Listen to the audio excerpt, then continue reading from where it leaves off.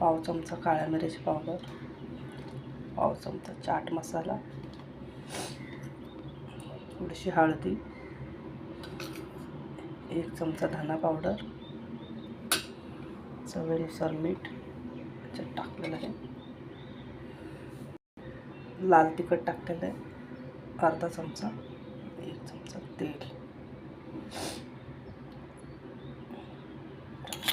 1 चमचा टाकलेला आहे दही याच्यामध्ये. आपण हे सगळं छान मिक्स करून घेणार आहोत.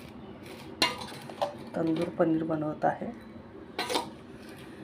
एक कांदा चिरून टाकलेला याच्यामध्ये आपण ठेवलेलं आहे.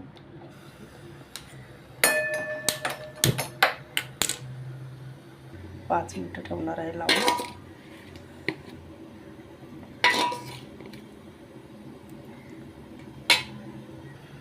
फ्राय पॅन ठेवलेला आहे, याच्यामध्ये आपण थोडंसं तेल टाकणार.